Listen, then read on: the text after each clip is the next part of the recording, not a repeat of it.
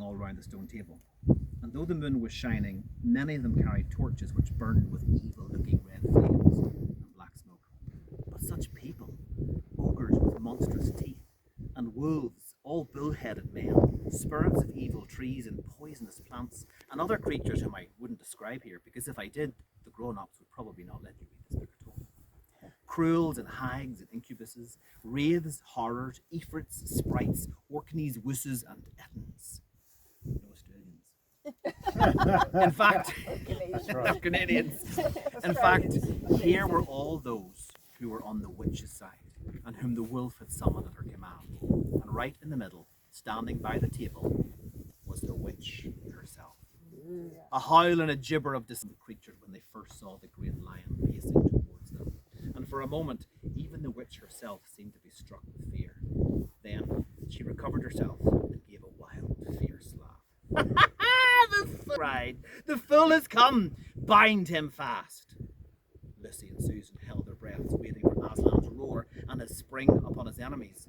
But it never came. Four hags, grinning and leering, yet also at first hanging back, and half afraid of what they had to do, had approached him. "Bind him, I say," repeated the White Witch. The hags made a dart at him, and shrieked with triumph to find that he made no resistance at all. Then others, evil dwarfs and apes, rushed in to help them, and between them they rolled the huge lion over on his back and tied all of his four paws together, shouting and cheering as if they had done something brave, though had the lion chosen, one of those paws could have been the death of them all. But he made no noise.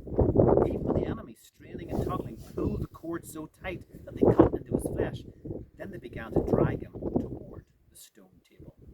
"Stop," said the witch. "Let him first be shaved." Another roar of mean laughter went up from her followers, as an ogre with a pair of shears came towards and squatted down by Aslan's head. Snip, snip, snip, snip, snip, went the shears, and masses of curling gold began to fall to the ground. Then the ogre stood back, and the children, watching from their hiding place, could see the face of Aslan, looking all small and different without his mane. The enemies also saw the difference. "Why, he's only a great cat after all," cried one. "Is that what we were afraid of?" said another. Oh, and they surged around Aslan, jeering at him, saying things like, "Oh, puss, puss, puss, puss, poor pussy. Oh, how many mice have you caught today, cat? Would you like a saucer of milk, pussums?" "Oh, how can they?" said Lucy, tears streaming down her cheeks. "The Brits, the Brits!" For now that the first shock was over, the shorn face of Aslan looked to her braver and more beautiful, and more patient than ever. "Muzzle him," said the witch, and even now, as they worked about his face, putting on the muzzle, one bite from his jaws would have cost 2 or 3 of their hands. But he never moved, and this seemed to enrage all the rabble. Every one was at him now. Those who had been afraid to come near him, even after he was bound, began to find their courage, and for a few minutes the two girls could not even see him. So thickly was he surrounded by the whole crowd of creatures, kicking him, hitting him, spitting on him, jeering at him. At last the rabble had enough of this. They began to drag the bound and muzzled lion to the stone table, some pulling and some pushing. He was so huge that even when they got him there, it took all their effort to hoist him onto the surface of it. Then there was more time and tightening of cords. "The cowards, the cowards!" sobbed Susan. "Are they still afraid of him even now?" When once Aslan had been tied, and tied so that he was really a mass of cords, on the flat stone, a hush fell over the crowd. 4 hags, holding 4 torches, stood at the corners of the table. The witch bared her arms as she had burned him the previous night, like a remnant instead of Aslan. Then he began to whet her knife. It looked at the children when the gleam of the torchlight fell on it, as if the knife were made of stone, not of steel, and it was of strange evil shape. At last she drew near. She stood by Aslan's head. Her face was working and twitching with passion, but his looked up at the sky, still quiet, neither angry nor afraid, but a little sad. Then, just before she gave the blow, she stooped down and said in a quivering voice, "And now, who has won? Fool, did you think that by all this you would have saved the human trader? Now I will keep you instead of him, as our pact was, and so the deep magic will be appeased. When you are dead, who will take him out of my hand then? Understand that you have given me Narnia forever. You have lost your own life, and you have not saved his. In that knowledge, despair and die.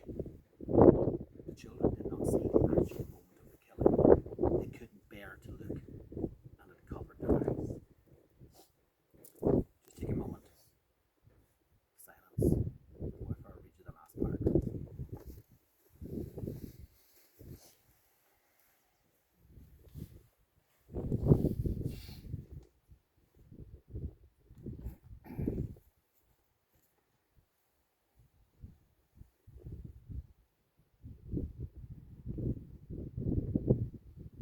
At that moment, they heard from behind them a loud noise, a great cracking, deafening noise, as if a giant had broken a giant's plate.